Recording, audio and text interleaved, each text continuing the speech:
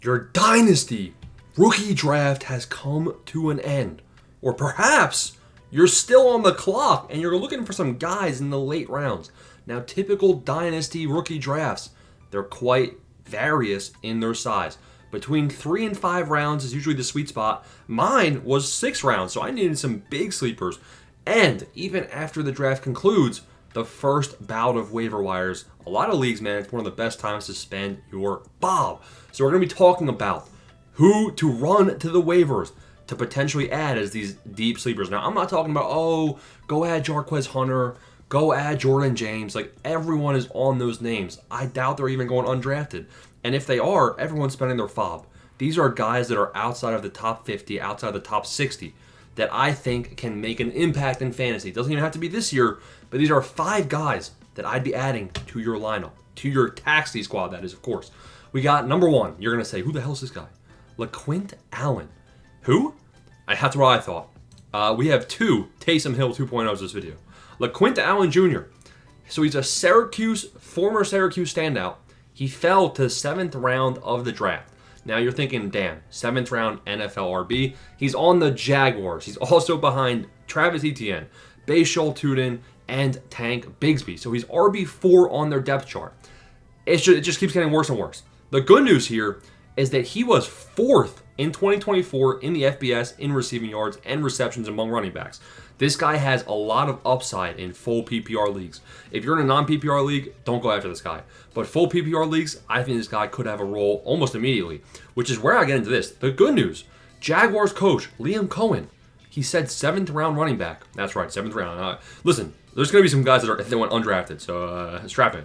7th round running back LaQuint Allen can play a little bit of slot. Ooh, baby. They're going to line him up at wide receiver.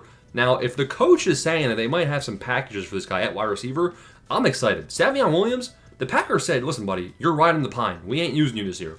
LaQuint Allen Jr., I mean, there's not like you can't read into anything that the media or that the coaches are saying, but it is a bit of a momentum boost for this guy in the 7th round as the RB4 on his depth chart. Now, not to even mention the fact that I don't even think that Travis Etienne or Tank Bigsby, I think one of them is getting dealt, most likely Travis Etienne. I think Tank Bigsby and Bishop Tune will probably be there to stay. Definitely Tuden, but I think Etienne might find a new home, especially mid-season. Potentially Etienne could be gone. So I think this guy could end up being RB3 as soon as this year, and I think that as the years go on, he's going to carve out a bit more of a high upside PPR role. He could be stuck as an RB2. He doesn't necessarily profile out as a 3-down back, but the PPR upside is intriguing here, especially considering the wide receiver skill set. Now we go to the next guy, Marcus Yarns. Now, Marcus Yarns got a lot of love pre-draft, but he went undrafted. Signs as an undrafted free agent to one of the best deep depth running back rooms in the league right now, the New Orleans Saints. The Saints have Kamara, who's on a 2-year deal. You got Kendre Miller. People still think Kendre Miller can be a boom this season. Clyde Edwards-Helaire, Jordan Mims. So the hope is that Yarns can come in and beat out Jordan Mims for the RB4 job on the team. The reason I think he can do this, yes, Kamara's there for 2 years. Kendre Miller, good rusher. Clyde Edwards-Helaire, he's fine. And they draft Devin Neal. So there's a chance that if Devin Neal plays out the way the Saints, like if Devin Neal is Kamara's replacement, then Marcus Yarns could be trash. I think that Marcus Yarns has a bit more passing upside than Devin Neal potentially. So I think they might have actually drafted Marcus Yarns as kind of a backup option to Devin Neal. Now they're going to have 3 guys kind of competing for that Alvin Kamara level role when Alvin Kamara's legacy is gone. So do I think that Marcus Yarns is the best of those 3 running backs with Devin Neal, with Kendre Miller? I think he's the worst running back of those 3. Now, in college, he ran for 15 touchdowns at Delaware 2 years ago. The thing I like, at the combine, he also tested as a wide receiver, so he could compete for a Swiss Army role as both a running back and wide receiver on this team. So yes, potentially he has that Alvin Kamara outlook, and he has a bit more of a 3-down running back role, prospect profile. And also to add this on top, right? So all right, he loses out the Kamara role. Who else are the Saints losing out on? Who's coming back from injury? Who's 34 years old? Taysom Hill.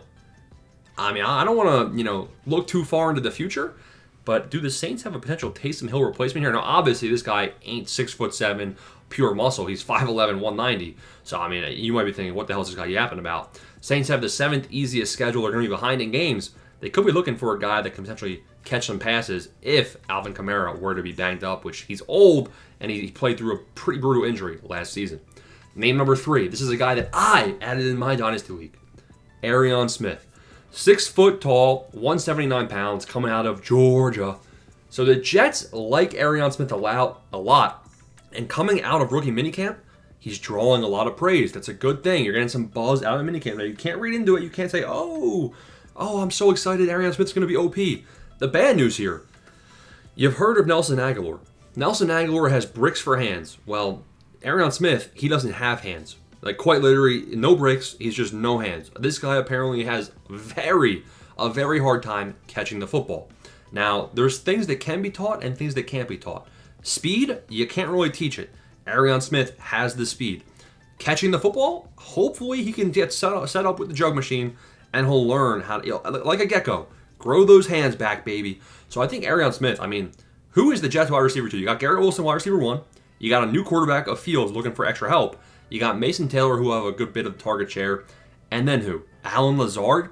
I think there's a chance Arion Smith can potentially be the wide receiver 2 on this team if this moron can show that he can be trusted. Looking at his time at Georgia, I mean, he was all right. I mean, looking at his stats, if we go to the stats, hopefully we see something bright. Oh, 100 yards year 1, 100 yards year 2, 200 yards year 3, 2023, 150 yards. He's ass.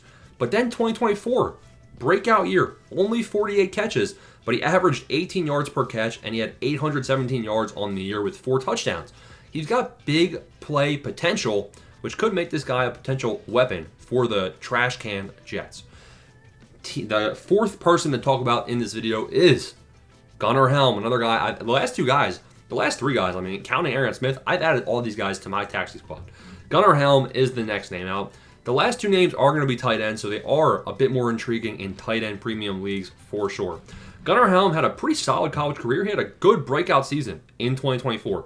First 2 years, he honestly wasn't that relevant, but his final season with Texas, 60 receptions, 786 yards, 7 touchdowns. It ends up boosting his draft profile enough to overcome a not-so-good combine where he didn't look too athletic. And the Titans kind of invest. So the Titans, they were looking for skill position players this draft. They add a couple 4th-round receivers. They add Gunnar Helm. Guys, who is the Titans' tight end 1? Chig Okonkwo? He's ass. He's ass. Like, you can't think Chig is going to have an OP season. I think Gunnar Helm immediately could be in contention for the tight end 1 spot coming out of camp. I think more realistically, this is a bit of a longer-term play. Think of Harold Fannin Jr., think of Arroyo, think of some of these others we're going to be talking about. I think a lot of these tight ends that are coming out of this class have a lot of upside, but they just have to work their way in. They're going to have to learn how to block, show they can be trusted. Cam Ward is a rookie quarterback, and he's going to be, whoever he connects with first is probably going to be getting more of the snaps. So I think as a young guy, Gunnar Helm has the chance to work his way on the field for some snaps early on in his career. I mean, 6'5", 241 pounds, only 22 years old, definitely worth a taxi spot. Chig Okonkwo is heading into the final year of his contract in 2025 as well. And the 3rd-string tight end, Josh Weil, hasn't even touched the field. So I like Gunnar Helm a lot. Final name, impossible to pronounce, Oronde Gadsden II. This guy's 21 years old, coming out of Syracuse. He was a receiver, converted to tight end. Oh, baby. If he learns how to block, he'll see the field. He had 969 yards in his 2022 season, goes to tight end in 2024. He becomes 73 receptions, 934 yards, and 7 touchdowns. This guy's a big frame, big body tight end, 6'5", 236. Who's in front of him? You got Conklin. You got Will Dissly. They're both going to be pests. You got the big Q, Quentin Johnston. You got Trey Harris. You got McConkey. How much target share is there this year? Probably none. Now, looking at the outlook here, he goes round 5 of the draft. He was injured in 2023, which is why he's 23. You ignore the 2023 season, but 2022 and 2024, he was good. He might be redshirted by the Chargers. Will Dissly and Conklin are both artifacts. Conklin's not going to be there for more than a year or two. Dissly can be cut after 2025 with only $1 million cap hit, and Conklin is a free agent after this year. I think Gatson is right in there with Harold Fannin Jr., right in there with Gunnar Helm, with my favorite tight ends out of this rookie class. And I mean, these guys are going super late in drafts. In tight end premium drafts, they're going to probably be taken. But I mean, other leagues, they're still worth a taxi spot because the long-term tight end potential is there. Those are 5 names. People, you're like, who the hell are these guys? Those are names you should be aware of if you're a Dynasty fantasy football community member. Smash the like and subscribe button, boys. Hope you guys like these videos. Let me know if you want to see more names. There's more available out there. Peace.